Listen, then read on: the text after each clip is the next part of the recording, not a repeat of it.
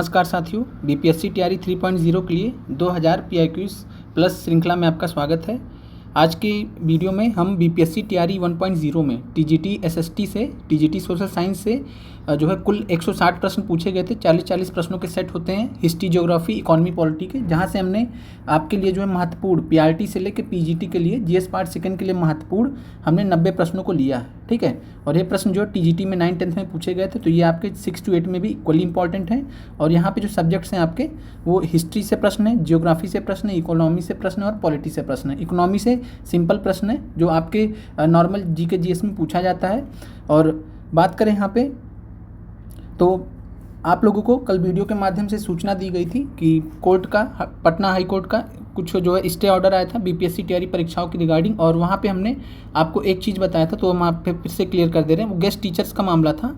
ठीक है, और गेस्ट टीचर्स का जो मामला होता है वो केवल पीजीटी लेवल पे होता है। हमने गलती से जो है ध्यान नहीं दिया और वहाँ पे हमने टीजीटी को भी इंक्लूड कर दिया था। तो आप ध्यान रखिए कि जो गेस्ट टीचर का मामला जिसके लिए आया है, ये पीजीटी के लिए ही केवल एप्लीकेबल होगा, पहली चीज़। और दूसरी चीज़ है कि पीआरटी में 6 से 8 में और 9 से 10 टीजीटी में कोई भी गेस्ट टीचर नहीं होते हैं। तो इसलिए आप लोग निश्चिंत रहिए, आपका कट ऑफ किसी भी सूरत में जितना था बताया गया उसी के हिसाब से, सेफ स्कोर के हिसाब से आपकी तैयारी करते रहिए, कोई दिक्कत नहीं है। सिर्फ पीजीटी में ही गेस्ट टीचर्स होते हैं। तो क्लियर है। अब आते हैं प्रश्नों पर, और यहाँ पे जो है जो प्रश्न है PRT 6 to 8 TGT GS part second के लिए महत्वपूर्ण है और बहुत ही शानदार प्रश्न है। और यहाँ पे आप देख सकते हैं कि हमने पूरा डिटेल यहाँ पे लिख दिया कि 26 अगस्त को आपका पेपर हुआ था। और अभी इससे पहले जिसने भी हमारा वीडियो देखा है उनको ये इस चीज़ का विश्वास हो चला है कि हम जो है जो बीपीएससी टीआरई में प्रश्न पूछे गए हैं उस पर अगर हम फोकस करते तो हमारे सफल होने के चांसेस ज़्यादा हो जाते हैं। आते हैं पहले प्रश्न में। हिस्ट्री से प्रश्न है आपका, बिरसा मुंडा का कार्य क्षेत्र कौन सा था? तो बिरसा मुंडा का जो कार्य क्षेत्र था वो आपका था रांची। ठीक है, और बात करें तो पूरा रांची से भागलपुर क्षेत्र, बिहार का जो भागलपुर क्षेत्र है, भागलपुर जिला है, तो रांची से लेकर भागलपुर जो नीचे दक्षिण में स्थित है, ठीक है, तो वहाँ तक जो है इनका था विस्तार था। और बात करें तो बिरसा मुंडा विद्रोह कब हुआ था, मुंडा विद्रोह कब हुआ था? तो मुंडा विद्रोह आपको ध्यान रखना 1899 में। ठीक है, तो यह ध्यान रखना 1899 में मुंडा विद्रोह हुआ था। और मुंडा विद्रोह को किस नाम से जाना जाता है? तो उलगुलान विद्रोह के नाम से जाना जाता है। और बिरसा मुंडा को किस नाम से जाना जाता है? तो धरती आबा, यानी फादर ऑफ मतलब फादर ऑफ अर्थ। ठीक है, इस तरीके से आप समझ लीजिए, धरती आबा के नाम से जो है धरती आबा के नाम से इनको जाना जाता था। क्लियर है। आगे बढ़ते हैं। अगला प्रश्न है, और आपको इसी तरीके से जिस तरीके से यहाँ पे समझाया जाता है, आप इन फैक्ट्स को अगर आपको जानकारी में नहीं थे किसी वजह से, तो आप लिख सकते हैं और आपके अंतिम समय के लिए रामबाण साबित होंगे। ठीक है, अगले प्रश्न पे आते हैं, और साथ में टेलीग्राम लिंक्स आपको दे दी जाएंगी सभी कैटेगरी के लिए, आप वहाँ से ज्वाइन कर लीजिएगा। इंपॉर्टेंट प्लेलिस्ट दे दी जाएंगी, आप टेलीग्राम के माध्यम से हमसे पर्सनली बात कर सकते हैं। आपको फुल सपोर्ट के साथ में गाइडेंस दिया जाएगा सभी वर्गों के लिए, पीआरटी से लेकर पीजीटी तक के सभी वर्गों के लिए यहाँ पे गाइडेंस दिया जा रहा है। प्रश्न है 1857 की क्रांति के बिहार के नेता थे। तो यहाँ पे आपका विकल्प जो दिया गया है, ये आप यहाँ पे देख पा रहे हैं कि 1857 की क्रांति में बिहार के जो नेता थे वो कौन थे? तो जो है बाबू कुंवर सिंह थे। और यहाँ पे ऑप्शन में नहीं दिया, तो आपका आंसर हो जाएगा उपयुक्त में से कोई नहीं, बाबू कुंवर सिंह थे। और एक चीज़ और यहाँ पे ध्यान रखना है, अगर आपसे प्रश्न पूछे बिहार में और किसी जगह में तो बाबू कुंवर सिंह, लेकिन पटना में पूछे तो पीर अली। याद कर लीजिए, पटना में अगर पूछेगा कि क्रांति का नेतृत्व किसने किया था, तो पुस्तक विक्रेता थे पीर अली, उन्होंने पटना में जो है 1857 की क्रांति के जो है नेतृत्व प्रदान किया था। ये आपको क्लियर होना चाहिए। इसके बाद अगर हम बात करें तो नाना साहब ने कहाँ नेतृत्व प्रदान किया था? तो इन्होंने कानपुर में, और इन्होंने अपने आप को जो है मुगल बादशाह का पेशवा घोषित किया था। ठीक है, क्योंकि पेशवाई की जो पोस्ट होती है वो मराठों में पाई जाती है, नाना साहब मराठा थे, तो इसलिए इन्होंने पेशवा का पद धारण किया। क्लियर है। अब आगे बढ़ते हैं। तात्या टोपे जो थे इनके साथ में थे, सहयोगी थे। फिर बात करते हैं मौलवी अहमदुल्ला, और यह जो है बात करें तो फैजाबाद क्षेत्र में, जो आज अयोध्या के नाम से जाना जाता है, तो अयोध्या क्षेत्र में या फैजाबाद क्षेत्र में इन्होंने जो है मौलवी अहमदुल्ला ने 1857 की क्रांति में जो है नेतृत्व प्रदान किया था। क्लियर है। आगे बढ़ते हैं। इसके अलावा आपको अंदर फैक्ट्स पता है, उसको रिपीट करने की आवश्यकता नहीं है। फिर एक प्रश्न, पूना समझौते का उद्देश्य था। तो पूना समझौते का उद्देश्य क्या था? तो इसका था दलित वर्ग का प्रतिनिधित्व। आइए इसके बारे में ब्रीफ में समझ लेते हैं। और यहाँ पे आपको ध्यान रखना है कि पूना समझौते से पहले कम्युनल अवार्ड, जिसको सांप्रदायिक पंचांट बोलते हैं, ये आया था, घोषित किया गया था जो है ब्रिटेन के प्रधानमंत्री उस समय के रैमजे मैकडोनाल्ड के द्वारा। तो रैमजे मैकडोनाल्ड ने जो है 16 अगस्त 1932, डेट आपको ध्यान रखना, 16 अगस्त 1932 को सांप्रदायिक पंचांट या कम्युनल अवार्ड की घोषणा की। इसके अंतर्गत दलितों को जो पृथक निर्वाचन का प्रावधान दिया गया, दलितों को पृथक निर्वाचन का प्रावधान दिया गया। जिस प्रकार 1909 के अधिनियम द्वारा मुसलमानों को दिया गया था, उसी प्रकार दलितों को यहाँ पे जो है फंसाने की कोशिश की गई सरकार के द्वारा। गांधी जी ने तुरंत एक्शन लेते हुए, यरवदा जेल में उस समय बंद थे, गांधी जी ने तुरंत जो है उस पर एक्शन लेते हुए जो है आमरण अनशन पे चले गए। ठीक है, आप जब आमरण अनशन पे चले गए और साथ में इसकी डिमांड किसने की थी, तो राउंड टेबल कॉन्फ्रेंस के वक्त, गोलमेज सम्मेलन के वक्त डॉक्टर भीमराव अंबेडकर जी ने की थी। इस वजह से जो है भीमराव अंबेडकर जो है तुरंत कुछ मतलब जल्द से अपना जो है वहाँ पे पहुँचे यरवदा जेल में, और यरवदा जेल में जो है फिर कंप्रोमाइज़ हुआ, और कंप्रोमाइज़ होके फिर जो है पूना समझौता हुआ।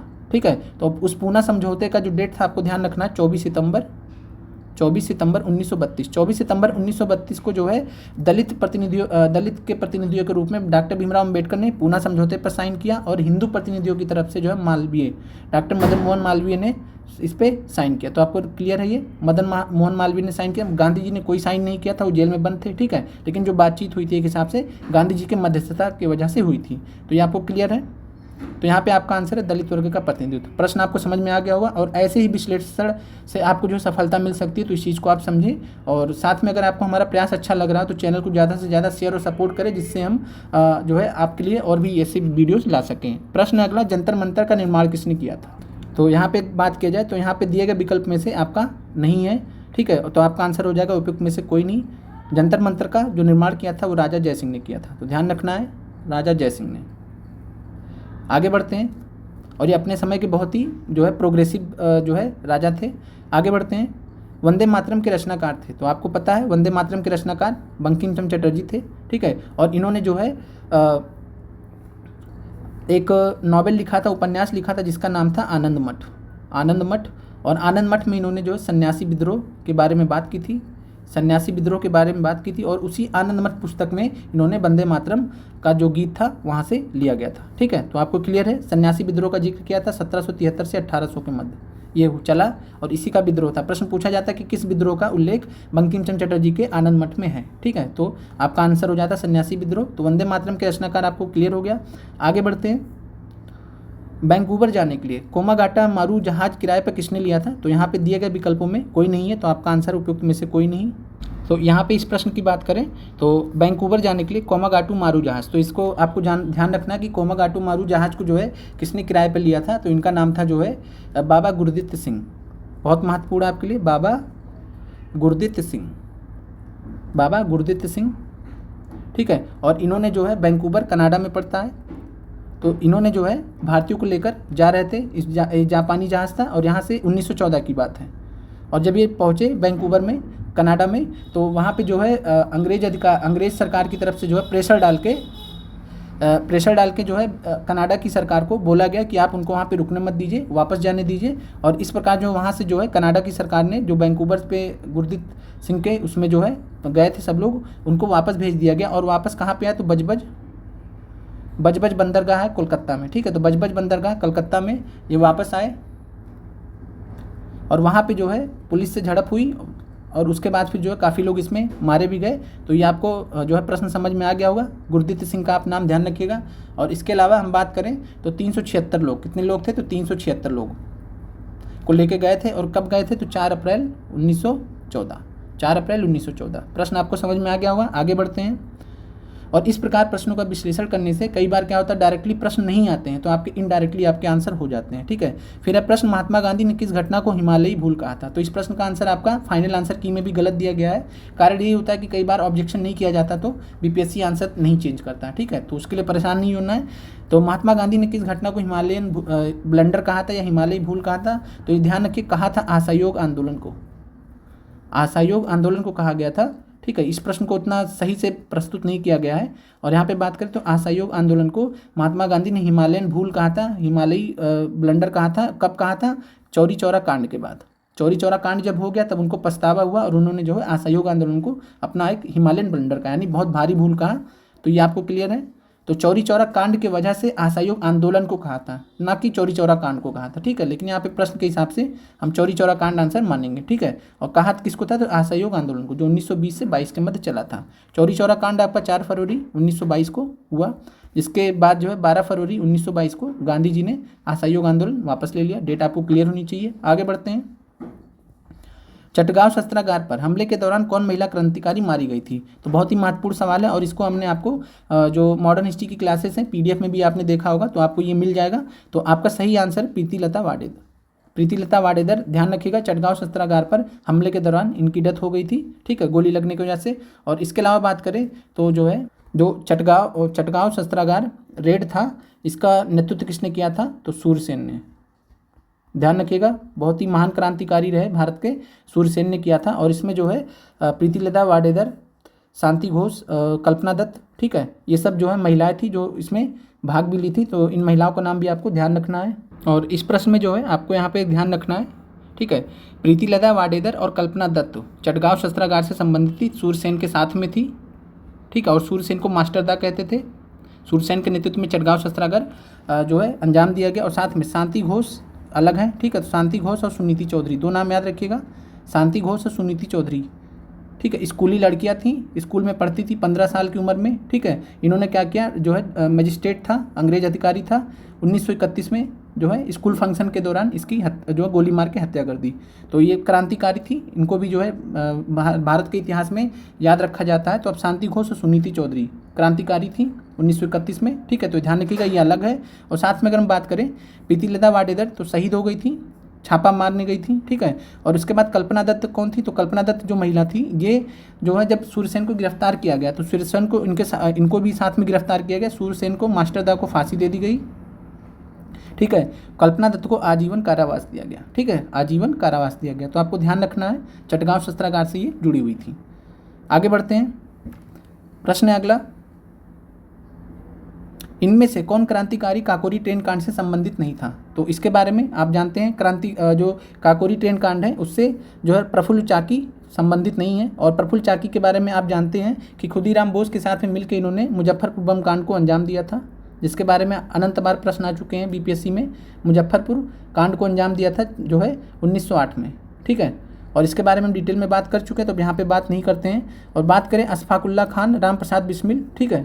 और आपको जानकारी के लिए बता दें कि जो काकोरी ट्रेन कांड है, इसको जो उत्तर प्रदेश सरकार ने काकोरी ट्रेन एक्शन के नाम से चेंज किया। तो आपको ये भी नाम ध्यान रखना कि काकोरी ट्रेन एक्शन बोलते हैं, ठीक है, अब कांड नहीं बोलते हैं, क्योंकि कांड वर्ड एक गलत चीज़ को इंडिकेट करता है। तो काकोरी ट्रेन एक्शन, ठीक है, ये क्रांतिकारी द्वारा अंजाम दिया गया, तो ये भी आए या काकोरी ट्रेन कांड है, तो दोनों का आंसर एक होगा। और ये कब घटा था? तो 9 अगस्त 1925, याद रखिएगा, 9 अगस्त 1925।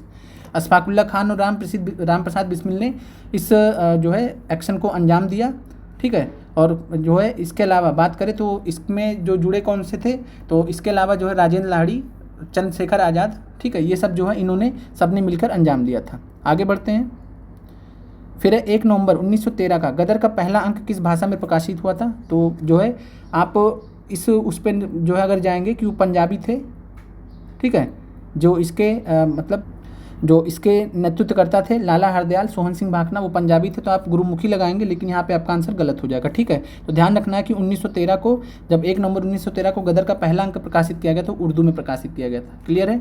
अब उसके बाद फिर धीरे धीरे अन्य भाषाओं में, गुरुमुखी, हिंदी, इंग्लिश, ठीक है, अन्य भाषाओं में धीरे धीरे प्रकाशित हुआ, लेकिन जो पहला प्रकाशित हुआ तो उर्दू में। साथ में बात करें तो जो गदर आंदोलन था, गदर आंदोलन का नेतृत्वकर्ता कौन था? तो जो है बाबा लाला हरदयाल और सोहन सिंह भाखना, मेनली जो है लाला हरदयाल का नाम आता है, तो सोहन सिंह भाखना भी नाम आपको ध्यान रखना, अगर आ जाए तो इनका भी मानना पड़ेगा।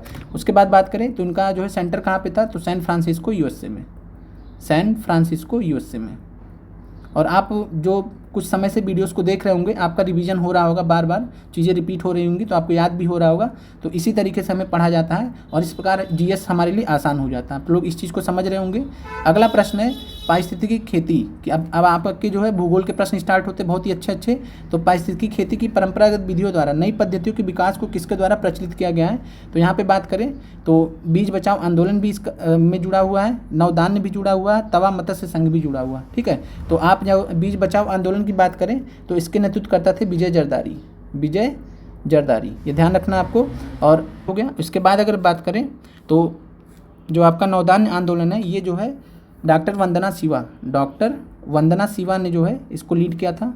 और ये दोनों आपके जो है एनसीईआरटी भूगोल में दिए गए हैं, हमने पढ़ाया भी है इसको, जिन्हें पढ़ा होगा उनको ध्यान भी होगा। और अगर बात करें तो तवा मत्स्य संघ की, तो यह आपका मध्य प्रदेश में बना था, और तवा जो है एक जलाशय है, जानते होंगे आप, ठीक है। तो जो तवा जलाशय कहाँ पे, मध्य प्रदेश में है। तो आपको ये चीज़ें क्लियर होनी चाहिए कि जो पारिस्थितिकी खेती की परंपरागत विधियाँ हैं, नई पद्धतियों के विकास को जो है इनके द्वारा प्रचलित किया गया है, ठीक है। बीज बचाव आंदोलन के द्वारा, नवधान्य के द्वारा, तवा मत्स्य संघ के द्वारा। तो आपका आंसर हो जाएगा उपयुक्त में से एक से अधिक। आगे बढ़ते हैं। प्रश्न है, सरदार सरोवर बांध निम्नलिखित में किन राज्यों को कवर करता है। तो बहुत ही महत्वपूर्ण प्रश्न है, कई बार पूछा गया है, और इसका सही जवाब है गुजरात, राजस्थान, महाराष्ट्र और मध्य प्रदेश, ठीक है। और गुजरात में आप मेनली ध्यान रखिए, और गुजरात के ऊपर राजस्थान, गुजरात के नीचे महाराष्ट्र और गुजरात के बगल में मध्य प्रदेश, ऐसे 4 राज्य याद रखिए। और साथ में किस नदी पर बना, तो नर्मदा नदी पर। और इसके विरोध में जो है नर्मदा बचाओ आंदोलन का नेतृत्व किसने किया था, तो नर्मदा बचाओ आंदोलन का नेतृत्व किया था मेधा पाटकर ने। नाम ध्यान रखिएगा, मेधा पाटकर, बहुत बार पूछा गया है। 1985 में यह शुरू हुआ था। आगे बढ़ते हैं। उस प्रथम राज्य का नाम बताइए जिसने छत पर वर्षा जल संचयन को कानून द्वारा अनिवार्य कर दिया था। तो ये एनसीईआरटी से सिंपल सा प्रश्न था, जो कई बार रिपीट भी हुआ, बीपीएससी तैयारी 2 में भी रिपीट हुआ, ठीक है। तो तमिलनाडु इसका आंसर है। कई लोगों को लगा कि करंट अफेयर्स का प्रश्न है, लेकिन तब एनसीईआरटी की बुक में तो आप समझ सकते हैं कि कम से कम 2-4 साल तो पुराना है ही। तो आगे बढ़ते हैं। और एनसीईआरटी को आपको पढ़ना भी जरूरी है। एनसीईआरटी के हम प्रश्न तो हमने वैसे भी ऑलरेडी सारे करा दिए हैं अभी तक जितने पूछे गए हैं। और इसके अलावा जो आपको प्रीवियस ईयर क्वेश्चन से आपका तैयारी एकदम 100% कवर हो जाएगा, एक भी प्रश्न आपके छूटेंगे नहीं परीक्षा में। फिर प्रश्न जो है, झारखंड का कोडरमा निम्नलिखित में से किस खनिज का प्रमुख उत्पादक है। तो आपको ध्यान रखना है, एनसीईआरटी से भी प्रश्न है, भूगोल से अभ्रक है, ठीक है। तो अभ्रक के लिए फेमस है झारखंड का कोडरमा, ठीक है, कोडरमा डिस्ट्रिक्ट। और बात करें बाक्साइट क्या है, तो बाक्साइट एल्युमिनियम का अयस्क है, एल्युमिनियम का अयस्क है, ठीक है। और एल्युमिनियम का अगर सबसे बड़ा जो उत्पादक देश पूछे तो यहाँ पे आपका आंसर ऑस्ट्रेलिया हो जाएगा। और ये प्रश्न पूछा भी गया टीआरई में, ठीक है। और यहाँ आप देख पा रहे कि जो प्रश्न आ रहे हैं सभी के लिए महत्वपूर्ण है। अगर हम बात करें चाहे पीआरटी की, ठीक है, ऑल सब्जेक्ट्स में, टीजीटी की 6 से 8 की, और साथ में जीएस पार्ट सेकंड की, या फिर इसके अलावा हम बात करें पीजीटी तक की, ठीक है। तो पीजीटी तक के हमने साबित किया है आपके सामने पेपर ला के कि पीआरटी के प्रश्न, पीजीटी के प्रश्न पीआरटी में पूछे गए हैं, ठीक है। तो वहाँ से आप इस इंटरलिंकेज को समझिए, और इसी हिसाब से आपको तैयारी इस चैनल से जुड़ के करनी है। और आप जो है पीआरटी से लेकर पीजीटी तक का जब रिलेवेंट प्रश्न करके जाएंगे, जो हम आपको यहाँ पे बता देते हैं कि कौन सा किसके लिए महत्वपूर्ण है, तो वहाँ से आपको जो है कोई भी नुकसान आपको परीक्षा में नहीं होगा। और यहाँ से जो है आप अपने अंक 20 से 30 अंक तक बढ़ा सकते हैं बहुत आसानी से, इससे ज़्यादा भी बढ़ा सकते हैं, ठीक है। फिर खरीफ फसल का उदाहरण कौन सा है, तो दिए गए ऑप्शंस में गेहूं और मटर तो आपका रबी फसल है। रबी फसल सर्दियों में उगाया जाता है, खरीफ फसल बारिश के मौसम के साथ में, ठीक है। तो मक्का आपका आंसर हो जाएगा। और खरीफ फसलों में मुख्यतः जो है आपको कपास का नाम ध्यान रखना है, ठीक है। और गेहूं मटर आपके रबी में आ जाएंगे। आगे बढ़ते हैं, और इसके बारे में आप लोग ऑलरेडी जानते हैं।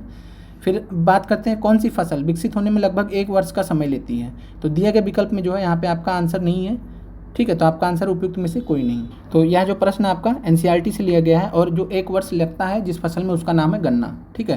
तो आप ध्यान रखिएगा, गन्ने की फसल को तैयार होने में लगभग 1 वर्ष लगता है, और एनसीईआरटी से आपका ये प्रश्न लिया गया है। आगे बढ़ते हैं।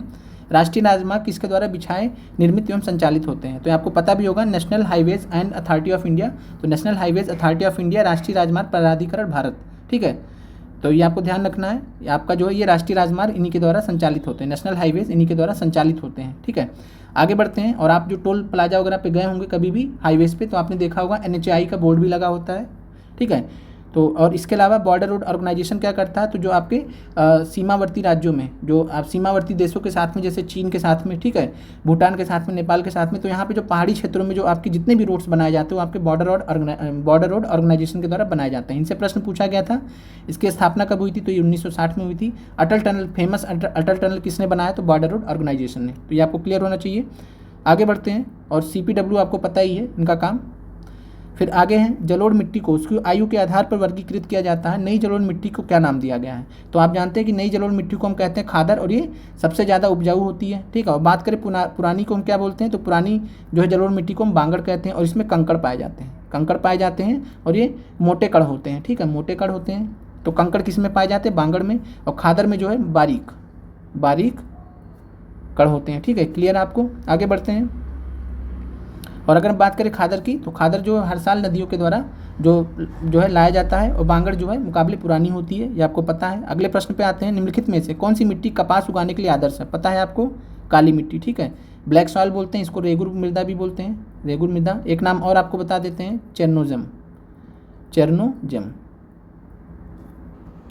और यहाँ पे बात करें तो जो चेरनोजम सॉइल होता है, चेरनोजम्स, ये ध्यान रखिएगा, ये भी जो है काली मिट्टी का एक प्रकार होता है, ठीक है। और ये जो है जो आपके जानवर होते हैं, तो जानवर वगैरह के जो फसलें होती हैं जो उनको खिलाया जाता है, तो उसके लिए जो है इसका इस्तेमाल होता है। उनकी खेती जो है ऐसे जो है मिट्टियों में ही होती है, और ये काली मिट्टी का एक प्रकार है। और बाकी काली मिट्टी को किस नाम से जानते हैं, तो रेगुन मृदा।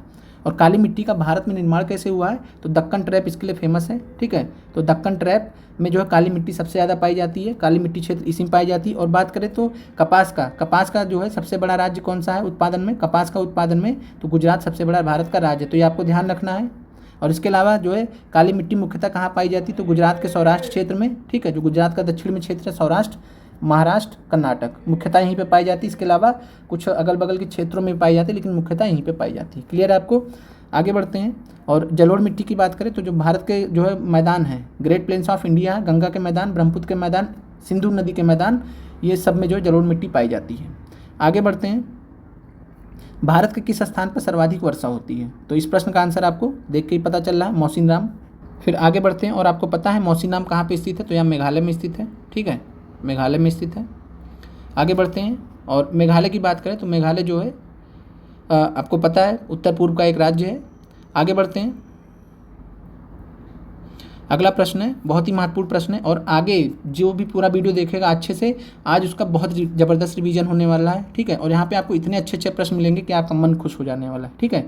बात करें तो स्लैश और बन किसी का नाम यहाँ पे आपको मैच करना है, एनसीईआरटी से सिंपल सा प्रश्न है। तो मैक्सिको की बात करें, मिल्पा, मैक्सिको में मिल्पा के नाम से जाना जाता है। जो झूम खेती भारत में बोलते हैं तो उसको हम स्लैश और बन एग्रीकल्चर भी बोलते हैं, ठीक है। तो इसको मिल्पा बोलते हैं मैक्सिको में, ब्राज़ील में रोका बोलते हैं, वियतनाम में रे बोलते हैं, और इंडोनेशिया में लदांग बोलते हैं। क्लियर है आपको। तो आपका आंसर हो जाएगा 2, 1, 4, 3, और आपका आंसर हो गया 2, 1, 4, 3। क्लियर है। आगे बढ़ते हैं। भूदान ग्रामदान आंदोलन, जिसे रक्तहीन क्रांति कहते हैं, ब्लडलेस रिवोल्यूशन कहा जाता है, किसके द्वारा शुरू किया गया था, तो आचार्य विनोबा भावे, जो कि गांधीवादी थे, और इन्होंने जो है स्टार्ट किया था भूदान ग्रामदान आंदोलन को। और ये कहाँ पे स्टार्ट किया गया था, तो आपको ध्यान रखना है कि यह जो है 1951 में, वर्ष 1951 आपको ध्यान रखना, 1951 में स्टार्ट किया गया था। पोचमपल्ली नाम आपने सुना होगा, पोचमपल्ली गांव पड़ता है कहाँ पे, आज के डेट में तेलंगाना, उस समय आंध्र प्रदेश, तो वहाँ से स्टार्ट किया था विनोबा भावे ने, ठीक है। और पूरे देश में एक आंदोलन की तरह फैल गया। और इसमें किया जाता था, तो जो मतलब गरीबों के लिए जो है ज़मीन यहाँ पे ली जाती थी, और फिर जो है गरीबों में बांट दी जाती। किससे ली जाती थी, तो अमीर लोग थे, जमींदार वर्ग के जो लोग थे उनसे, ठीक है। और आपको कमेंट करके, हमने इससे पहले एक प्रश्न में बताया था, कमेंट करके आपको बताना है सबसे पहले जो है भूदान ग्रामदान आंदोलन के तहत किस राजा ने या किस जमींदार ने जो है विनोबा भावे को जो है अपनी ज़मीन सुपर्द की थी, जिससे उनके गांव में जो है कई सारे, हमें जहाँ तक ध्यान है 80 गांव वालों को जो है 80 के गरीब लोगों को ज़मीन मिली थी। तो आपको कमेंट करके उनका नाम बताना है। फिर आगे बढ़ते हैं। कुछ टूथपेस्ट पे चमक किस खनिज से आती है, तो ये आपका सिंपल सा एनसीईआरटी में प्रश्न दिया गया है। जब आप खनिज पढ़ते तो वहाँ पे बताया जाता है कि खनिज आपके कहाँ कहाँ से आपके शरीर में आते हैं, ठीक है। तो वहाँ पे बताया गया, और आंसर है अभ्रक, जिसको मीका बोलते हैं, माइका बोलते हैं। आगे बढ़ते हैं। बिहार में कौन सा थर्मल पावर प्लांट मौजूद है, तो आपको पता है बरौनी, ठीक है, बरौनी थर्मल पावर प्लांट। और कहाँ पे, बेगूसराय में, प्रश्न पूछा गया है बेगूसराय में, ठीक है। आगे बढ़ते हैं। और यहाँ पे हम एक बार देख लेते हैं, तो जो नेवेली है, नेवेली थर्मल पावर प्लांट आपका तमिलनाडु में स्थित है, ध्यान रखना। तलचर जो है उड़ीसा में है, Talcher thermal power plant Orissa में है, और बरौनी आपका बिहार बेगूसराय में है। क्लियर है। आगे बढ़ते हैं। और एकमात्र है बिहार में, तो ध्यान रखना है, पूछा गया कई बार। स्वर्णिम चतुर्भुज सुपर हाईवे समय और दूरी को कम करने के लिए भारत के 4 प्रमुख शहरों को जोड़ता है, निम्नलिखित में से किस विकल्प वो शहर शामिल है। तो बात करें तो दिल्ली, कोलकाता, चेन्नई, मुंबई, ये ध्यान रखना, दिल्ली, कोलकाता, चेन्नई, मुंबई को जो है स्वर्णिम चतुर्भुज गोल्डन क्वाड्रिलेटरल जोड़ता है। और ये एनसीईआरटी भूगोल से आपका प्रश्न लिया गया है, जिसको और एनसीईआरटी को हमने पढ़ाया भी है, वहाँ पर आपको बाकायदा दिखाया भी है, ठीक है। तो इस प्रकार आप इसको जो है समझ सकते हैं। आगे बढ़ते हैं। और एक क्वाड्रिलेटरल क्यों बोला जाता है, तो क्वाड्रिलेटरल का जो चतुर्भुज का जो पिक्चर होता है कैसा होता है, कुछ ऐसा होता है, ठीक है। एक एग्जांपल हम यहाँ पे ले रहे हैं, तो यहाँ पे आप दिल्ली मानिए, ठीक है, पूरब में कोलकाता, नीचे आएंगे तो चेन्नई, और पश्चिम में आपका मुंबई। तो देखिए जो एक चित्र बनता है वो चतुर्भुज की तरह बनता है, तो इसलिए यहाँ पे दिल्ली, कोलकाता, चेन्नई, मुंबई। ये क्लियर है। आगे बढ़ते हैं। निम्नलिखित में से कौन सा बंदरगाह आज़ादी के बाद पहली बार बनाया गया था, सबसे पहले बनाया गया? तो ध्यान रखिए कांडला, कांडला बंदरगाह कहाँ पे? गुजरात में, ठीक है, गुजरात के पश्चिमी तट पे है। और इसको बनाया गया था आज़ादी के बाद, इसलिए बनाया गया था कि मुंबई पे बहुत ज़्यादा लोड था। मुंबई बंदरगाह पे जो है बहुत ज़्यादा लोड था, सारा सब कुछ सामान मुंबई से जाता था, इस वजह से जो है। और चूँकि गुजरात कांडला जो है मुंबई के मुकाबले देखा जाए तो जो अरब देश हैं, ठीक है, उनसे नज़दीक भी पड़ता था, अफ्रीका से भी नज़दीक पड़ता था, तो इसलिए जो है कांडला को बनाया गया। और बात करें इसकी तो यह जो है 1965, ध्यान रखना है, वर्ष 1965 में बनाया गया था। और साथ में जो है यह गुजरात के जो कच्छ जो जिला है वहाँ पे स्थित है। आगे बढ़ते हैं। झारखंड, छत्तीसगढ़ और मध्य प्रदेश राज्य खनिजों और किसके निक्षेप के मामले में समृद्ध है? तो आपको पता है कोयले के मामले में समृद्ध है, ठीक है। और झारखंड आपको पता ही है, फेमस ही है, तो झारखंड से भी आंसर लगा सकते थे। फिर अगला प्रश्न है, और यहाँ पे अगर हम सोने की बात कर लें तो सोना कहाँ पाया जाता है? तो KGF मूवी आपने देखी होगी रॉकी भाई की, तो कोलार गोल्ड फील्ड कर्नाटक, ठीक है, फेमस है। आगे बढ़ते हैं। निम्नलिखित में से कौन सा देश विश्व में चावल का सबसे बड़ा उत्पादक है? तो ध्यान रखिए चीन जो है चावल का सबसे बड़ा उत्पादक है, तो रेशम का सबसे बड़ा उत्पादक है, कोयले का सबसे बड़ा उत्पादक है, ठीक है, चीन, ये ध्यान रखना है। आगे बढ़ते हैं। भारत में राष्ट्रीय वन नीति किस वर्ष से लागू की गई थी? तो आपको पता है 1952, NCERT से सिंपल सा प्रश्न लिया गया। इससे पहले आपने एक प्रश्न देखा होगा कि 33% भारत में 33% वन होने चाहिए, ये किस जो है कानून द्वारा बताया गया है या किस नीति द्वारा बताया गया? तो भारत में राष्ट्रीय वन नीति 1952, नेशनल फॉरेस्ट पॉलिसी 1952, 33% भारत में जो है जो भौगोलिक क्षेत्र है उस पर वन होने चाहिए। इस समय लगभग 24.62% पे ही है, जो नया डाटा है, ठीक है, जिसके बारे में हमने करंट अफेयर्स में भी डिस्कस किया है। आगे बढ़ते हैं। एल्युमिनियम किस कच्चे माल से निकाला जाता है? तो एल्युमिनियम का कुछ मिला के यहाँ पे अयस्क पूछा जा रहा है, हमने अभी शुरू में डिस्कस किया था, तो बॉक्साइट आपका आंसर है, ठीक है। आगे बढ़ते हैं। और क्यूप्राइट बात करें तो क्यूप्राइट नाम से समझ पा रहे हैं कॉपर, ठीक है, जिसको तांबा बोलते हैं। गैलीना आपको कमेंट करके बताना गैलीना किसका जो है अयस्क है, गैलीना किसका अयस्क है। आगे बढ़ते हैं। गोबी मरुस्थल कहाँ स्थित है? तो गोबी मरुस्थल जो है दक्षिण ऑस्ट्रेलिया, ठीक है, यहाँ पे जो है माफ़ कीजिएगा ये गलत है यहाँ पे, ठीक है, तो गोबी मरुस्थल जो है। और यहाँ पे बात करें तो इस प्रश्न का जो सही आंसर सही कर लीजिएगा चीन है, ठीक है, यहाँ पे गलती से हो गया है। तो जो गोबी मरुस्थल कहाँ पे स्थित है? चीन और मंगोलिया, दो देशों में स्थित है, चीन और मंगोलिया। इसके अलावा बात करें चीन में एक मरुस्थल है जिसका नाम है तकला मकान, तो तकला मकान मरुस्थल कहाँ पे स्थित है? तो चीन में स्थित है। ऑस्ट्रेलिया में बात करें तो सैंडी मरुस्थल है, ठीक है। उसके अलावा एक मरुस्थल अभी और आएगा आगे प्रश्न में। और बात करें तो यहाँ पे जो है गिब्सन, कई सारे मरुस्थल है जो आपको विश्व भूगोल की कक्षाओं में आपको कराए गए, जिसके आपके नोट्स जो है PDF में दिए गए हैं आपको। फिर आगे बात करें अफ्रीका में बात करें तो जो है उत्तरी अफ्रीका में आपका सहारा मरुस्थल है, विश्व का सबसे बड़ा गर्म मरुस्थल, ठीक है। और वैसे विश्व का सबसे बड़ा मरुस्थल कौन सा हो जाएगा? तो अंटार्कटिक मरुस्थल, अंटार्कटिक जो कि ठंडा मरुस्थल है, लेकिन विश्व में ओवरऑल देखा जाएगा तो सबसे बड़ा। और सबसे गर्म की बात करेंगे तो अफ्रीका का सहारा मरुस्थल सबसे गर्म, ठीक है। इसके अलावा अफ्रीका में हम नीचे जब आते हैं तो नामीब मरुस्थल मिलता है। जब साउथ अफ्रीका के आप पश्चिम में जाएंगे, पश्चिमी तट पे, तो वहाँ पे नामीब मरुस्थल मिलता है। आगे बढ़ते हैं। सीन नदी किस नगर से होकर बहती है? बहुत महत्वपूर्ण सवाल है, कई बार परीक्षाओं में पूछा गया है PCS लेवल पे। तो सीन नदी जो है पेरिस शहर है फ्रांस का, वो सी नदी के तट पर स्थित है। लंदन किस नदी के तट पर स्थित है? थेम्स, याद रखना है थेम्स, ठीक है, थेम्स नदी के तट पर लंदन स्थित है। क्लियर है? आगे बढ़ते हैं। अगला प्रश्न है विश्व में कच्चे पटसन का प्रमुख उत्पादक है? तो यहाँ पे जो है आपका आंसर है भारत। और बात करें कच्चे पटसन को क्या बोला जाता है? तो जूट भी बोला जाता है, और जूट को जो है गोल्डन फाइबर भी बोला जाता है। प्रश्न पूछा गया सुनहरा रेशा, ठीक है। और भारत जो है सबसे बड़ा प्रमुख उत्पादक है, तो ध्यान रखना है, ठीक है। इसके अलावा बांग्लादेश भी प्रमुख उत्पादक में से एक आता है। आगे बढ़ते हैं। निम्नलिखित में से किस भारतीय राज्य में लौह अयस्क उपलब्ध नहीं है? तो बात करें मध्य प्रदेश में स्थित है, उड़ीसा में स्थित है, बिहार में नहीं स्थित है। तो ध्यान रखना भारत में जो है बिहार में लौह अयस्क नहीं पाए जाते हैं। आगे बढ़ते हैं। दक्षिण गंगोत्री कहाँ स्थित है? बहुत ही अच्छा सवाल है ये। तो दक्षिण गंगोत्री जो है क्या, पहले तो ये समझिए, दक्षिण गंगोत्री जो है रिसर्च स्टेशन है, ठीक है, अनुसंधान केंद्र है, और ये अंटार्कटिक में स्थित है। जो अंटार्कटिक आपका महाद्वीप है वहाँ पे स्थित है। 3 जो है कुल मिला के स्थित है यहाँ पे। और यहाँ पे आप जो है अच्छे से देख लीजिए, ये आपके भूगोल के नोट्स में भी दिया गया है, जो विश्व भूगोल के आपको टेलीग्राम में नोट्स दिए गए वहाँ पे भी हैं। तो दक्षिण गंगोत्री स्टेशन भारत का पहला स्टेशन था, अस्थायी स्टेशन, ठीक है। 1984 वर्ष 1984 में इसको बनाया गया था, 1990 में बंद कर दिया गया था, ठीक है। अस्थायी स्टेशन था, 1990 में बंद कर दिया गया। पहला चीज़ दक्षिण गंगोत्री, ठीक है। और भारत के अनुसंधान केंद्र 3, दूसरा है मैत्री अनुसंधान केंद्र। तो अंटार्कटिक में भारत का दूसरा अस्थायी अनुसंधान केंद्र था, स्थापना 1989 में। जब दक्षिण गंगोत्री में जो है बर्फ़ काफ़ी ज़्यादा हो गया था और वो फिर संचालित करने योग्य नहीं रह गया था, तो इस वजह से इसको बंद कर दिया गया था। तो मैत्री अनुसंधान 1989 में शुरू किया गया। फिर भारतीय अनुसंधान केंद्र तीसरा और लेटेस्ट है, इसकी स्थापना 2012 में हुई, ठीक है। और इस समय बात करें तो मैत्री और भारती कार्यरत है। क्लियर हो गया इस प्रश्न के मामले में। आगे बढ़ते हैं। आपको इस प्रश्न का आंसर क्लियर हो गया होगा, अंटार्कटिक है आपका। आगे बढ़ते हैं।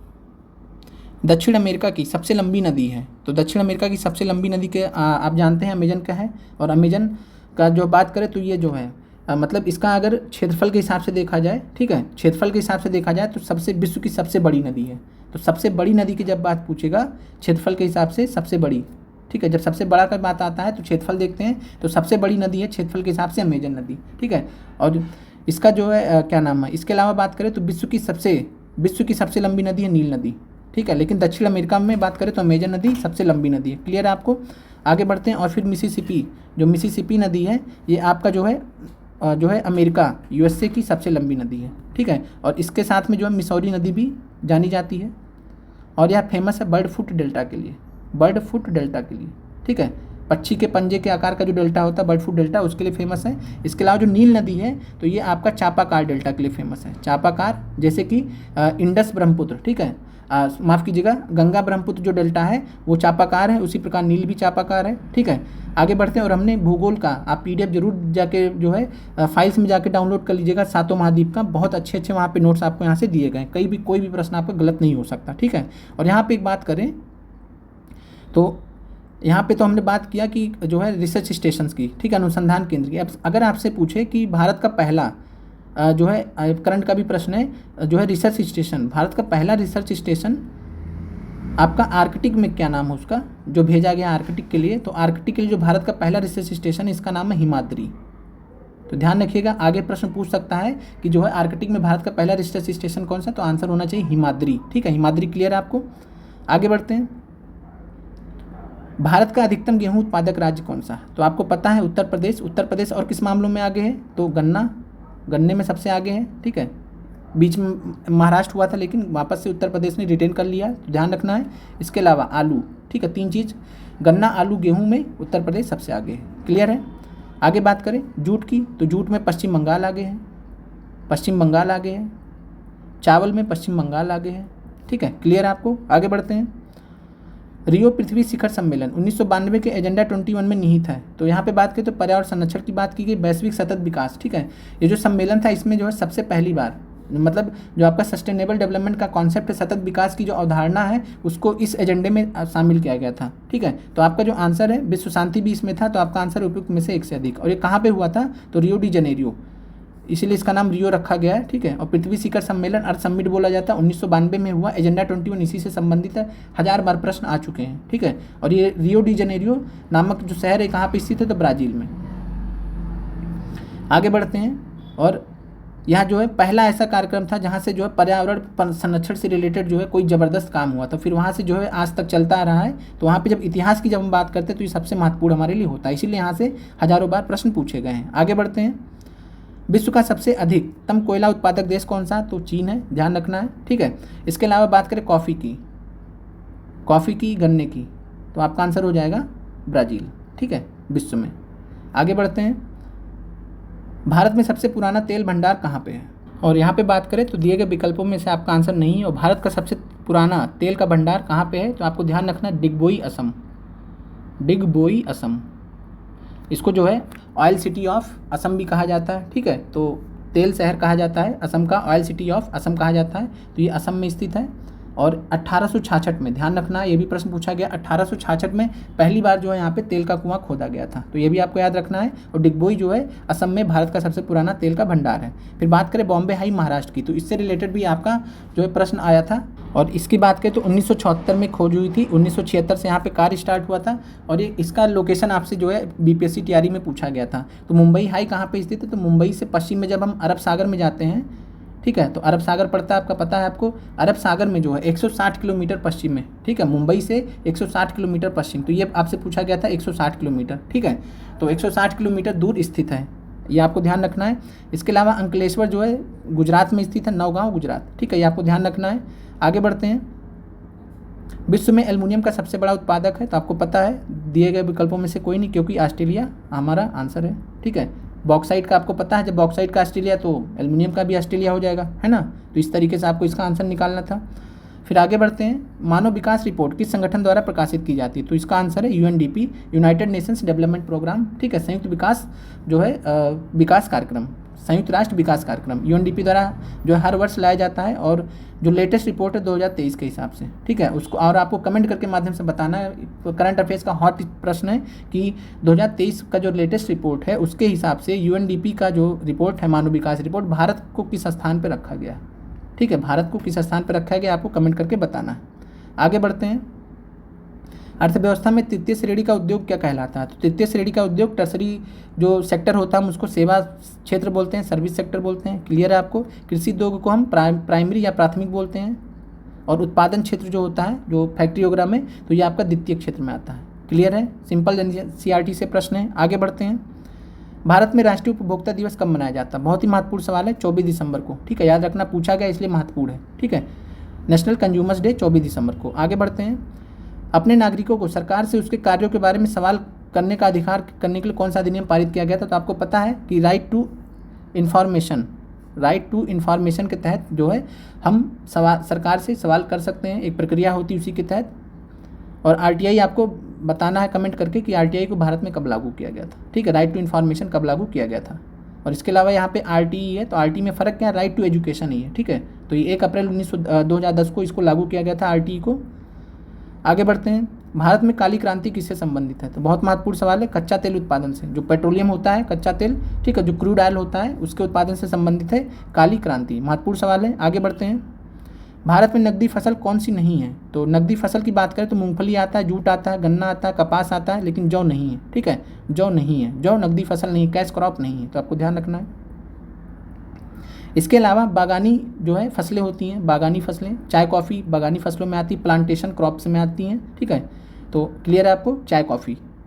आगे बढ़ते हैं, भारत में प्रथम पंचवर्षीय योजना का आधार क्या था, और इस प्रश्न का जो सही जवाब है, भारत का प्रथम पंचवर्षीय योजना उसका आधार था हेरोड डोमार मॉडल। और यहाँ पे बात करें तो जो प्रथम पंचवर्षीय योजना था, आपको याद कर लेना, 1951 से 56 के मध्य 5 वर्षीय योजना थी। इसमें हेरोड डोमार मॉडल को लगाया गया था। फिर महाल नॉबिस मॉडल आया था दूसरे पंचवर्षीय योजना में आपसे पूछा जा सकता है अगली बार, तो 1956 से 61 के बीच में। ठीक है, ये आपको क्लियर होना चाहिए। दादा भाई नौरोजी मॉडल जैसा कुछ मॉडल आज़ादी के बाद नहीं इस्तेमाल हुआ था। ठीक है, तो ध्यान रखना आपको।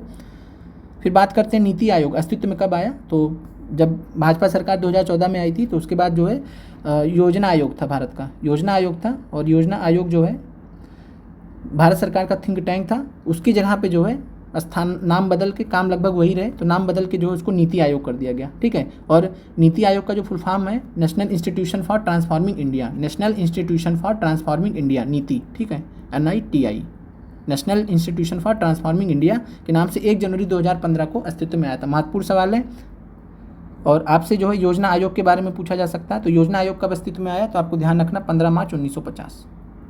ठीक है, योजना आयोग के भी अध्यक्ष प्रधानमंत्री थे और नीति आयोग के भी अध्यक्ष प्रधानमंत्री होते हैं। तो क्लियर है आपको। आगे बढ़ते हैं, प्रश्न है, भारत में किस वर्ष रेल बजट को आम बजट में मिला दिया गया था, तो ये 2017 में किया गया था। उससे पहले जो है रेल बजट अलग से पेश होता था, आम बजट अलग से पेश होता था, लेकिन 2017 में रेल बजट को मिला दिया गया था। ठीक है, आगे बढ़ते हैं, गरीबी रेखा को निर्धारित करने के लिए कौन सा संगठन सर्वेक्षण करता है, तो ये जो है नीति आयोग करता है। और नीति आयोग का जो है मल्टी डायमेंशनल पॉवर्टी इंडेक्स के तहत जो है मतलब ये यहाँ पे सर्वेक्षण किया जाता है, जिसका डाटा भी जो है नीति आयोग पब्लिश करता है। आगे बढ़ते हैं, फिर एक अगला प्रश्न गुलाबी क्रांति संबंधित है, तो गुलाबी क्रांति आपका प्याज उत्पादन से संबंधित है। बहुत ही महत्वपूर्ण सवाल है, गुलाबी क्रांति प्याज उत्पादन से संबंधित है। आगे बढ़ते हैं, भारत के संविधान में पंचवर्षीय योजनाओं की अवधारणा किस देश से ली गई, बहुत ही महत्वपूर्ण सवाल है, तो ये रूस से ली गई। ठीक है, रूस में होते थे उस समय, तो वहाँ से लिया गया था। ये आप प्रश्न अब हो सकता है आपके लिए नया हो, लेकिन ध्यान रखना कि भारत में पंचवर्षीय योजनाओं को जो है कहाँ से लिया गया था, तो रूस में। और पंचवर्षीय योजनाओं को जो है कब जो है समाप्त कर दिया गया था, तो 2012 से 17 लास्ट था। 2017 से जो है 3 वर्षीय योजनाएं भारत सरकार ने स्टार्ट किया। क्लियर आपको, और ये 2012 से 17 वाला आखिरी था। आगे बढ़ते हैं, भारत ने किस पंचवर्षीय योजना के दौरान मिश्रित अर्थव्यवस्था को अपनाया? तो यहाँ पे आपका जो सही जवाब है द्वितीय पंचवर्षीय योजना के दौरान जो है भारत सरकार ने मिश्रित अर्थव्यवस्था को अपनाया था। ठीक है, और ये जो है कब हुआ था? तो 1956 से 61 के बीच में था। और ये किस मॉडल पे? तो महालनोबिस मॉडल के तहत जो है मिश्रित अर्थव्यवस्था को अपनाया गया था, मिक्स्ड इकोनॉमी को अपनाया गया था। आगे बढ़ते हैं। प्रश्न है, भारत में बैंकों का राष्ट्रीयकरण कब हुआ था? बहुत ही महत्वपूर्ण सवाल है, इसका सही जवाब है 1969। तो इसकी बात करें, यहाँ पे आपको ध्यान रखना है, डेट भी आपको पता होना चाहिए, 19 जुलाई 1969। वर्ष तो याद ही होना चाहिए। 19 जुलाई 1969 को जो है 14 जो है कॉमर्शियल बैंक्स थे, निजी वाणिज्यिक बैंक थे, उनको जो है राष्ट्रीयकरण उनका हुआ था, नेशनलाइजेशन हो गया था 1969 में। पहला चरण था, दूसरा हुआ था 1980 में, लेकिन आपसे पूछा पहला ही जाता है। ठीक है, आगे बढ़ते हैं।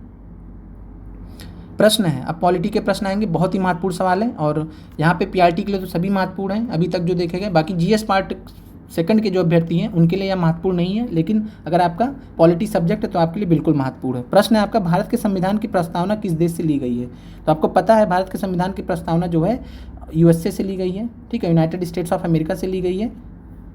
और यहाँ पे बात करें तो आपका आंसर हो जाएगा उपयुक्त में से कोई नहीं। जर्मनी के बीमर संविधान से जो है इमरजेंसी प्रोविजंस, आपातकालीन प्रबंध, ठीक है, आपातकालीन उपबंध जो है लिए गए जर्मनी से। ठीक है, और इंग्लैंड के बारे में तो हमने डिस्कस ही किया गया है। जापान से जो है प्रोसीजर इस्टेब्लिश बाई लॉ, ठीक है, प्रोसीजर इस्टेब्लिश बाई लॉ लिया गया है।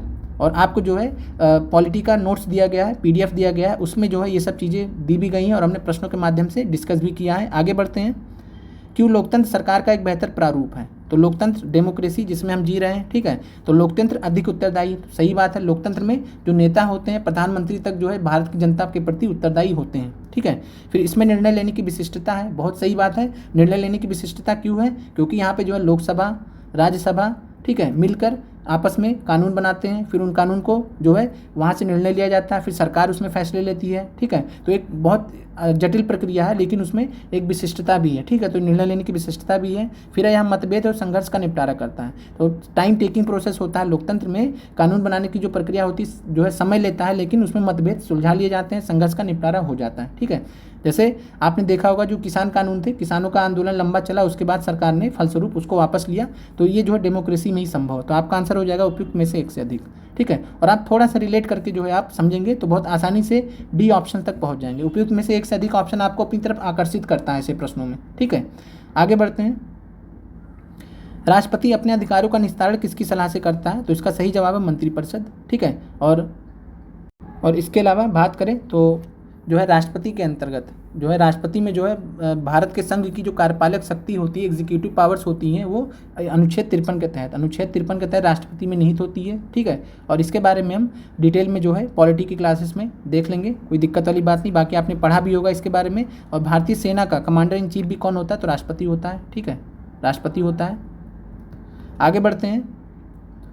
दल बदल विरोधी कानून क्या सुझाव देता है? दल बदल जो विरोधी कानून है, यह पार्टियों को बदलने से रोकने के लिए संशोधित किया गया। ठीक है, रोका मतलब पहले क्या होता था, जब दल बदल कानून नहीं आया था तो क्या होता था कि जो पार्टियों में जो लीडर्स होते थे, नेता जो होते थे, वो कभी भी जो है पार्टी बदल लेते थे, जिसकी वजह से बहुत सारी दिक्कतें होती थी। फिर एक कानून लाया गया दल बदल विरोधी कानून, एंटी डिफेक्शन लॉ।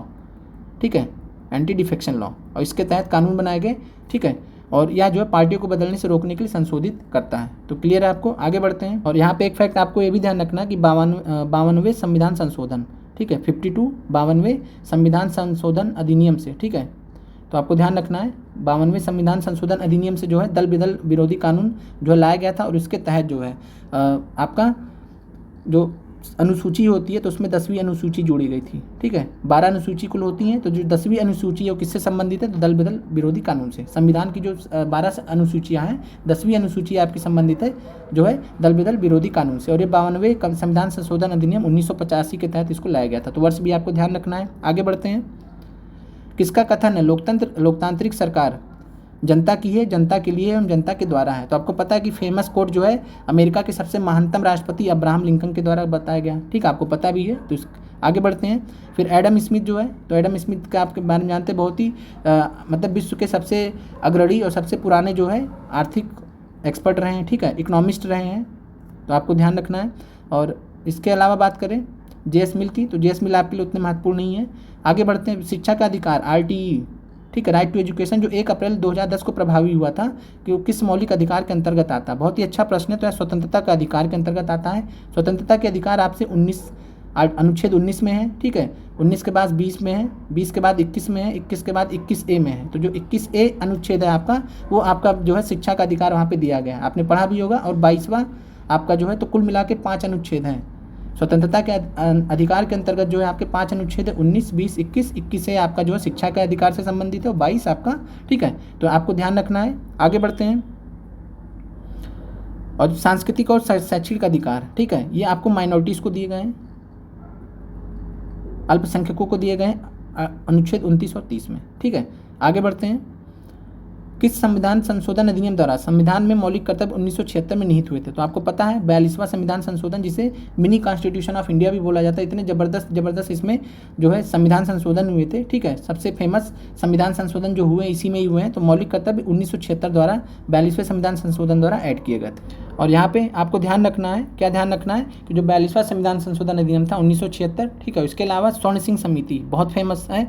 स्वर्ण सिंह बहुत बार प्रश्न पूछा गया है। तो स्वर्ण सिंह समिति थी और इसी की सिफारिश पे, इसी की अनुशंसा पर 11 मौलिक कर्तव्य जोड़े गए थे। उस समय 10 ही जोड़े थे, लेकिन 2002 में, ठीक है, 86वें संविधान संशोधन अधिनियम के तहत 2002 में 11वां जो है मौलिक कर्तव्य जोड़ा गया था, जो शिक्षा के अधिकार से संबंधित था। ये क्लियर है आपको? इसके अलावा आपको ध्यान रखना है कि भाग 4A, भारतीय संविधान के भाग 4A, ठीक है। तो भाग 4A में जो है आपका रखा गया अनुच्छेद 51A के तहत, अनुच्छेद 51A के तहत जो है मौलिक कर्तव्यों को रखा है, 11 मौलिक कर्तव्यों को रखा गया है। आगे बढ़ते हैं। अगला प्रश्न है, इनमें से कौन सा संविधान सभा का सदस्य नहीं था? तो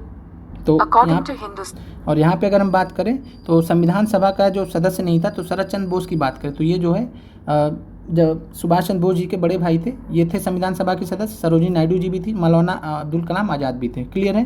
तो आपका आंसर हो जाएगा उपयुक्त में से कोई नहीं। आगे बढ़ते हैं। धन विधेयक के बारे में निम्नलिखित में से कौन सा कथन असत्य है? तो पहला चीज़ आपको धन विधेयक के बारे में पता होना चाहिए, अनुच्छेद 108 में दिया गया है, ठीक है। अनुच्छेद 110, ठीक है, माफ़ कीजिएगा, अनुच्छेद 110 में आपका जो है धन विधेयक के बारे में दिया गया, पर पूछा कि कौन सा कथन असत्य होता है। तो यह वित्तीय मामलों से संबंधित है, सही बात है। केवल लोकसभा में प्रस्तावित होता है, ये भी सही है। केवल ये राज्यसभा में प्रस्तावित होता है, ये गलत है। राज्यसभा में नहीं लाया जा सकता, ठीक है, लोकसभा में ही लाया जाता है। और राज्यसभा को बहुत ही सीमित शक्तियाँ होती हैं इसके मामले में। तो तीसरा गलत है आपका। इसकी प्रकृति पर सभापति, जो कि लोकसभा के स्पीकर को बोला जाता है, लोकसभा के अध्यक्ष को सभापति या स्पीकर बोला जाता है, द्वारा प्रमाण की आवश्यकता होती है, ये भी सही है। तो आपका 1, 2, 4 सही है, 3 गलत है। तो पूछा आपसे असत्य कौन सा, तो 3 गलत है, 3 गलत है। तो आपका कहीं दिया ही नहीं है, तो आपका आंसर हो जाएगा उपयुक्त में से 1 से अधिक। क्लियर है? आगे बढ़ते हैं। भारतीय उच्च न्यायालय अस्तित्व में कब आया? और बात करें यहाँ पे तो भारतीय उच्च न्यायालय की जो है कब स्थापना हुई थी? तो ये हुई थी 26 जनवरी 1950। 26 जनवरी 1950 में जो है अस्तित्व में आया था, 26 जनवरी 1950, ठीक है। और जो फेडरल कोर्ट था, संघीय जो आपका न्यायालय था, जो ब्रिटिश समय में स्थापित हुआ था, ठीक है, तो वही जो है उसी को परिवर्तित करके जो है भारतीय उच्चतम न्यायालय की संज्ञा दी गई, ठीक है। और ये 26 जनवरी 1950 को ऐसा किया गया। और आपको कमेंट के माध्यम से बताना है, जो संघीय न्यायालय था भारत का, वो 1935 के अधिनियम के तहत जब बना, मतलब उसको कब बनाया गया था, ठीक है, वर्ष आपको बताना है। आगे बढ़ते हैं। विश्व के किस देश द्वारा 1948-89 के मध्य रंगभेद का एक आधिकारिक नीति की तरह पालन किया गया था? तो यह दक्षिण अफ्रीका में किया गया था। क्लियर है? और इसके खिलाफ जो है, जो वहाँ के गांधी, दक्षिण अफ्रीका के गांधी जो थे, इनका नाम था नेल्सन मंडेला, ठीक है। नेल्सन मंडेला ने इसके लिए जो है बहुत लंबे समय तक आंदोलन किया और फाइनली जो है 1989 में ये ख़त्म कर दिया गया। और इंग्लिश में इसको अपार्थीड भी बोलते हैं, अपार्थाइड या अपार्थीड, ठीक है। और रंगभेद था ये, जो गोरों के जो है किया जाता था, जो है श्वेत लोगों द्वारा, ठीक है, गोरों पर अत्याचार किया जाता था। और इसको जो है 1989 में समाप्त कर दिया गया और ये दक्षिण अफ्रीका से संबंधित है, ठीक है। आगे बढ़ते हैं। और नेल्सन मंडेला के बारे में आप अच्छे से जानते हैं, गांधीवादी विचारों के व्यक्ति थे वो। राष्ट्रीय वोटर दिवस कब मनाया जाता है? तो नेशनल वोटर्स डे 25 जनवरी, बहुत महत्वपूर्ण है, पूछा जाएगा इस बार क्योंकि इलेक्शन हुआ है, तो ध्यान रखिएगा। आगे बढ़ते हैं। प्रश्न है, संयुक्त राष्ट्र सुरक्षा परिषद के बारे में कौन सा कथन असत्य है? ठीक है, तो सबसे पहला चीज़ जानिए, संयुक्त राष्ट्र, यूनाइटेड नेशंस, ठीक है। और यूनाइटेड नेशन संयुक्त राष्ट्र, इसकी स्थापना कब हुई थी? तो 24 अक्टूबर 1945। 24 अक्टूबर 1945 को जो है, जब द्वितीय विश्व युद्ध समाप्त हुआ, तो जो है विश्व में शांति स्थापित करने के लिए कुछ महत्वपूर्ण संगठनों की स्थापना हुई, जिसमें सबसे महत्वपूर्ण था यूनाइटेड नेशंस, संयुक्त राष्ट्र। और ये 24 अक्टूबर को जो है संयुक्त राष्ट्र दिवस भी मनाते हैं। और इसके अंतर्गत जो है संयुक्त राष्ट्र सुरक्षा परिषद है, ठीक है, संयुक्त राष्ट्र के अंतर्गत संयुक्त राष्ट्र सुरक्षा परिषद है। फिर पूछा कौन सा कथन असत्य है, तो इस परिषद में 15 सदस्य देश हैं, सही बात है, जिनमें 5 अस्थायी, ये भी पता है आपको कि 5 अस्थायी सदस्य होते हैं। 10 का चुनाव सामान्य सभा द्वारा 2 वर्ष की अवधि के लिए होता है, ये भी बात सही है। और 5 अस्थायी सदस्य कौन कौन से हैं, ठीक है, तो इसमें आपको यूएसए, चीन, रसिया, ठीक है, बाकी 2 नाम आपको कमेंट करके बताने हैं। 5 अस्थायी सदस्य हैं। आगे बढ़ते हैं, भारत नहीं है, ठीक है, तो ध्यान रखना है, पाकिस्तान भी नहीं है।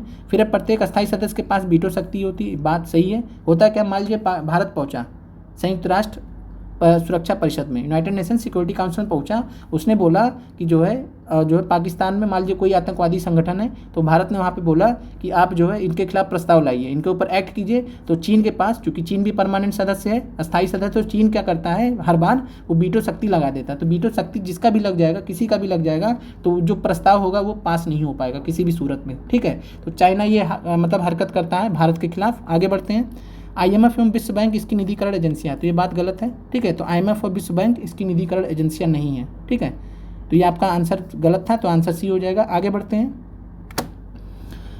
चुनावी कदाचारों पर निम्नलिखित में से कौन सा कथन प्रतिभारित है। तो चुनावी कदाचार मतलब होता है जो इलेक्शन मेल प्रैक्टिसेस होते हैं, जो गलत काम इलेक्शंस के टाइम में किए जाते हैं। तो क्या किया जाता है, सत्तारूढ़ दल द्वारा सरकारी मशीनरी का दुरुपयोग, तो ये तो सही है, कदाचार में आता है, बुरे काम में आता है। वोटरों को धमकाने में अत्यधिक धन का प्रयोग, ये भी होता है, ठीक है। फिर दल गठबंधन द्वारा लोक समर्थन का विश्वास, तो ये तो सही, मतलब ये गलत चीज़ नहीं है, दल गठबंधन द्वारा लोक समर्थन का विश्वास किया जा सकता है, ठीक है। तो आपका आंसर हो जाएगा उपयुक्त में से एक से अधिक, A B यहाँ पे आपके हो जाएंगे, C आपका सही है, ठीक है। आगे बढ़ते हैं, मंडल आयोग ने 1980 की अपनी रिपोर्ट में सरकारी नौकरियों में सामाजिक एवं शैक्षणिक तौर पर पिछड़े वर्गों को कितने प्रतिशत आरक्षण की संस्तुति की थी। तो ये आपको पता है 27% OBC के लिए, ठीक है। आगे बढ़ते हैं, कौन सा मौलिक अधिकार संविधान का हृदय एवं आत्मा कहलाता है। तो आपको पता है ये किसको बोलते हैं, तो अनुच्छेद 32 को। और किसने कहा था, तो डॉक्टर भीमराव अंबेडकर साहब ने, ठीक है। मौलिक अधिकार को हृदय एवं आत्मा कहा था, heart and soul of constitution, संवैधानिक उपाचारों का अधिकार, संवैधानिक उपाचारों का अधिकार, राइट टू कॉन्स्टिट्यूशनल रेमेडीज, ठीक है, उसको बोला था। इसके अलावा अगर आपसे पूछा जाए कि संविधान में जो है किस चीज़ को जो है संविधान का आत्मा बोला जाता है, केवल संविधान की आत्मा जब बात आएगी तो प्रस्तावना, प्रियम्बल, संविधान की आत्मा केवल बात की जाएगी तो वो प्रियम्बल को बोला जाता है, प्रियम्बल या प्रस्तावना, या ठीक है, प्रियम्बल प्रस्तावना को संविधान की आत्मा बोला जाता है। लेकिन जब हृदय एवं आत्मा की बात आएगी तो जो है संवैधानिक उपाचारों का अधिकार, अनुच्छेद जो है 32। अगला प्रश्न, कौन सा अधिकार अल्पसंख्यकों के प्रति विशेष है। तो यहाँ पे बात करें तो अल्पसंख्यकों के प्रति जो है विशेष आपका जो अधिकार है वो हमने अभी देखा कि अनुच्छेद 29 और 30 में दिए गए हैं, ठीक है, अल्पसंख्यकों से रिलेटेड। तो यहाँ पे आपका तो धार्मिक स्वतंत्रता का अधिकार ये आपका 25 से 28 है, नहीं है। स्वतंत्रता का अधिकार 19 से 22 है, नहीं है। संवैधानिक उपचारों का अधिकार अनुच्छेद 32 है, तो 29-30 है आपका, ठीक है। तो यहाँ पर दिया नहीं गया, तो आपका आंसर हो जाएगा उपयुक्त में से कोई नहीं। क्लियर है, सिंपल प्रश्न है। आगे बढ़ते हैं, संविधान सभा के बारे में क्या सही नहीं है। तो आपको यहाँ पे पता है कि इसमें 300 से अधिक सदस्य थे, तो 389, ठीक है, पता है आपको, जिसमें 2 पार्ट में थे, एक 299 और बाकी जो है आपके 90 जो सदस्य थे ये देशी रियासतों से थे, और 299 जो है भारत से, जो भारत की जनता द्वारा अप्रत्यक्ष रूप से चुने हुए प्रतिनिधि, ठीक है। और इसके बाद करें, जुलाई 1946 में इसकी प्रथम सभा हुई। तो आपको पता है गलत है, क्यों गलत है, क्योंकि 9 दिसंबर 1946 को संविधान सभा की पहली बैठक हुई थी, जिसमें सच्चिदानंद सिन्हा को, बिहार के सच्चिदानंद सिन्हा को अस्थायी, टेम्परेरी, ठीक है, टेम्परेरी प्रेसिडेंट अध्यक्ष चुन लिया गया था। फिर दूसरी बैठक में 11 दिसंबर 1946 को, ठीक है, डॉक्टर राजेंद्र प्रसाद जी को, बाबू जी को जो है 11 दिसंबर 1946 को जो है क्या नाम है, संविधान सभा का जो है अस्थाई अध्यक्ष, परमानेंट अध्यक्ष चुन लिया गया था। तो क्लियर है। और 1913 3 बैठकें महत्वपूर्ण है, पहली 9 जुलाई, माफ़ कीजिएगा, पहला 9 दिसंबर, दूसरा 11 दिसंबर, तीसरा 13 दिसंबर। 13 दिसंबर 1946 को क्या हुआ था, तो उद्देशिका प्रस्ताव, ऑब्जेक्टिव रेजोल्यूशन लेके आए थे जवाहरलाल नेहरू जी। आगे बढ़ते हैं, जो आगे चलकर आपका संविधान की प्रस्तावना बना। आगे बढ़ते हैं, प्रश्न है, निम्नलिखित में से कौन सा समवर्ती सूची में शामिल है। तो समवर्ती सूची में कृषि आपका राज्य का विषय है, पुलिस भी राज्य का विषय है, ठीक है। जंगल जो है आपका फॉरेस्ट के अंतर्गत आता है, तो फॉरेस्ट जो है आपके ध्यान रखिए समवर्ती सूची में शामिल है, ठीक है। पहले नहीं था, जब भारत आज़ाद हुआ था तब ऐसा नहीं था, बाद में इसको चेंज किया गया था। आप कमेंट करके बता सकते हैं कि किस जो है संविधान संशोधन अधिनियम के तहत जो है जंगल को, ठीक है, शिक्षा को, ये सब को जो है समवर्ती सूची में डाला गया था। आगे बढ़ते हैं। सामान्य पारिश्रमिक अधिनियम 1976 क्या प्रदान करता है? तो इसकी बात करें तो सभी लिंगों के लिए समान वेतन प्रदान करता है। आपको याद होगा पीआरटी में एक प्रश्न पूछा गया था, समान पारिश्रमिक अधिनियम को मैच करना था, कई सारी कानून दिए थे, मैच करना था, ठीक है, हमने प्रश्न कराया भी, आपको याद होगा। तो सभी लिंगों के लिए समान वेतन, पुरुषों महिलाओं, ठीक है, उसके आधार पर भेद नहीं करना, तो ये आपका समान पारिश्रमिक अधिनियम बताता है, ठीक है। समान पारिश्रमिक वर्ड से भी आप समझ सकते हैं, समान पारिश्रमिक वर्ड से भी आप इसको रिलेट कर सकते हैं, आराम से आंसर तक पहुंच सकते हैं अगर आपको नहीं मालूम है। फिर आगे बढ़ते हैं। महात्मा गांधी कहा करते थे कि जो है किसको राजनीति से कभी अलग नहीं किया जा सकता। तो गांधी जी का ऐसा मानना था कि धर्म को राजनीति से अलग नहीं किया जा सकता था, लेकिन उनका एक ये सही मतलब नीयत से विचार था। आज के डेट में तो जो है हर प्रकार से जो है राजनीति को डाइल्यूट कर दिया गया है, हर चीज़ को जो है राजनीति में ला दिया गया है, जो कि अच्छी बात नहीं है। आगे बढ़ते हैं। लोकतंत्र के बारे में निम्नलिखित में से कौन सा सही है? ठीक है, तो यहाँ पे जो है आपका ऑप्शन है लोकतंत्र भ्रष्टाचार रहित है। तो यहाँ पे जो है तो लोकतंत्र भ्रष्टाचार रहित, तो ये तो बात गलत है, लोकतंत्र में भी भ्रष्टाचार होता है। इलेक्टोरल बॉन्ड का केस आपने देख ही लिया है, ठीक है, सुप्रीम कोर्ट ने इसको इनवैलिड कर दिया है। क्यों कर दिया? क्योंकि गलत था, ठीक है, तो क्योंकि और उसमें फिर बाद में कुछ जो भी न्यूज़ आई उस पर आगे हम नहीं जाएंगे। तो लोकतंत्र भ्रष्टाचार रहित है, गलत है, लोकतंत्र में भी भ्रष्टाचार होता है, हो सकता है। लोकतंत्र अनियमित है, ये भी गलत है। लोकतंत्र को तो नियमित किया गया, किसके द्वारा नियमित किया गया? संविधान के द्वारा, ठीक है। तो लोकतंत्र को किसके द्वारा नियमित किया गया है? संविधान के द्वारा। भारत की बात करें, फिर है लोकतंत्र अक्सर ज़रूरतों को विफल करता है और लोगों की मांगों को अनदेखा करता है। तो ये बात जो है काफ़ी मतलब सही मान सकते हैं हम। रीज़न क्या है कि जब लोकतंत्र में कानून बनाए जाते हैं तो चूंकि इनडायरेक्टली लोग चुने जाते हैं, तो जो जनता के प्रतिनिधि होते हैं वो अपने मन से कानून बना लेते हैं। कोई एक सरकार होती है तो उसका जो एक कह सकते हैं जो विचारधारा होती है उसके हिसाब से काम करती है, तो लोगों की मांगों को अनदेखा करते हैं। इस सेंस में आपका ये आंसर सही है। क्लियर होगा आपको? और बीपीएससी का भी आंसर यही है। आपको प्रश्न समझ में आ गया होगा। कई बार आपको ऐसे ऑप्शन दे दिए जाते हैं जहाँ पे आप कंफ्यूज हो सकते हैं। कई लोगों ने इसको गलत मान लिया होगा, उन्होंने दूसरे एस्पेक्ट से सोचा होगा, लेकिन जिस एस्पेक्ट से इसका आंसर लिया गया वो हमने आपको बता दिया। आगे बढ़ते हैं और आप कमेंट जरूर करें अगर आपको क्लासेस अच्छी लग रही हों, और साथ में जो है चैनल को ज़्यादा से ज़्यादा शेयर करें और हमें मजबूत करें, जिससे हम आपके लिए इससे भी जो है अच्छा काम कर सकें। निम्नलिखित में से कौन सी भूमिका राजनीतिक दलों द्वारा नहीं निभाई जाती है?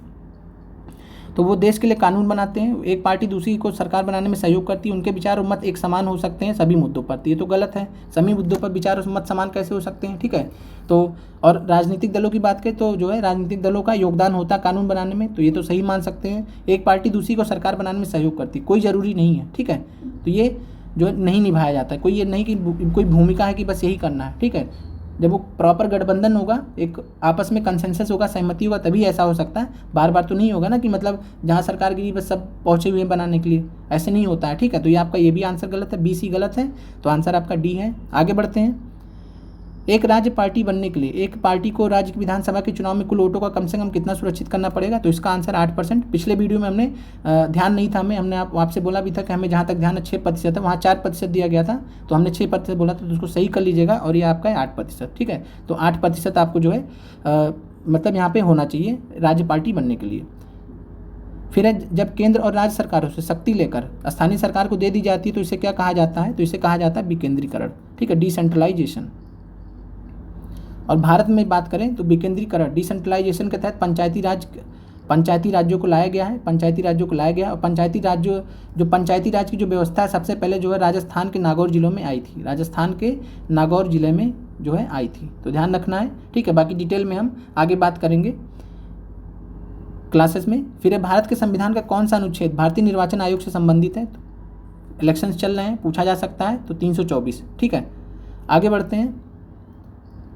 भारत का राष्ट्रपति कितनी बार पुनः चुनाव के लिए पात्र होता है? तो भारत का जो राष्ट्रपति कितनी बार भी चुना जा सकता है, कितनी बार भी, 1 बार, 2 बार, 3 बार, 4 बार, कोई प्रावधान नहीं है कॉन्स्टिट्यूशन में कि कोई रोक है। लेकिन जब बात करें अमेरिका के प्रेसिडेंट की, तो अमेरिका का प्रेसिडेंट मैक्सिमम 2 बार बन सकता है, अमेरिका का, ठीक है, अमेरिका का। तो आपका यहाँ पे आंसर जो है ई है। समझ में आ गया होगा आपको। आगे बढ़ते हैं। भारतीय संविधान को बनाने में कितना समय लगा था? तो आपको पता है, रटा भी है, 2-11-18, 2 वर्ष 11 महीने 18 दिन। आगे बढ़ते हैं। प्रश्न है लोकसभा में प्रथम महिला सभापति कौन थी? तो जो पहली लोकसभा स्पीकर थी वो थी मीरा कुमार जी। और मीरा कुमार कौन है? तो हमारे आदरणीय बाबू जगजीवन राम जी की पुत्री हैं, ठीक है, कांग्रेस से नेता हैं। और बाबू जगजीवन राम जी को जानते ही हैं, भारत के पहले श्रम मंत्री थे, ठीक है। तो बाबू जगजीवन राम जी की पुत्री हैं मीरा कुमार, ये आपको ध्यान रखना, पहली महिला सभापति थी। और आपको कमेंट के माध्यम से बताना है कि दूसरी महिला सभापति कौन थी। ठीक है, आगे बढ़ते हैं। किस वर्ष राष्ट्रीय मानव अधिकार आयोग की स्थापना की गई? तो हम यहाँ पे बात करें तो यहाँ पे जो है 12 अक्टूबर 1943, माफ़ कीजिएगा 12 अक्टूबर 1993। तो 12 अक्टूबर 1993 को जो है मानव अधिकार आयोग, नेशनल ह्यूमन राइट्स कमीशन की स्थापना भारत में हुई थी। NHRC की स्थापना हुई थी, तो आपको ध्यान रखना है 12 अक्टूबर 1993। ठीक है, और यहाँ पे बात करें तो उपयुक्त में से कोई नहीं आपका आंसर हो जाएगा। आगे बढ़ते हैं। आखिरी प्रश्न है इस वीडियो का, भारतीय संविधान के अनुच्छेद 360 में राष्ट्रपति को किसकी घोषणा करने का अधिकार है? तो यहाँ पे वित्तीय आपातकालीन की, ठीक है, वित्तीय आपातकाल फाइनेंशियल इमरजेंसी 360 के तहत घोषित कर सकता है। राष्ट्रपति शासन की बात करें तो जो है इसको 356 अनुच्छेद के तहत रखा गया है। और इसके अलावा बात करें राष्ट्रीय आपातकाल की, तो राष्ट्रीय आपातकाल की बात करें तो राष्ट्रीय आपातकाल आपका जो है अनुच्छेद 352। ठीक है, याद रखना। बाकी डिटेल में हम चूँकि अभी समय मिल गया तो हम आपको एक क्लासेस दे देंगे। ठीक है, TGT PGT लेवल तक की क्लासेस दे देंगे, वहाँ से आपका काम हो जाएगा। और आप कमेंट के माध्यम से ज़रूर बताइए और हमें चैनल को जो है शेयर और सपोर्ट करके जो है चैनल को सहयोग करिए। और हम आपके लिए जिस लेवल पे काम कर रहे हैं, जिस लेवल पे समर्पण कर रहे हैं, आप लोग भी जो है समर्पित होकर अपनी तैयारी कीजिए और सफलता लेनी है। और परीक्षा चाहे आज हो चाहे 10 दिन बाद हो, 20 से होनी थी, 20 जून आपको बताया गया था, 20 से 30 जून हो, 30 जून से 5 जुलाई हो, 10 जुलाई, क्या फ़र्क पड़ता है? आपको तैयारी अच्छे से करनी है। अगर 10-15 दिन आपको एक्स्ट्रा मिल गए हैं तो आप मुस्कुराइए। और आप हमारी चैनल से बहुत जल्द ही जुड़े हैं, क्योंकि हमने 2 महीने हुए ही चैनल बनाए हुए।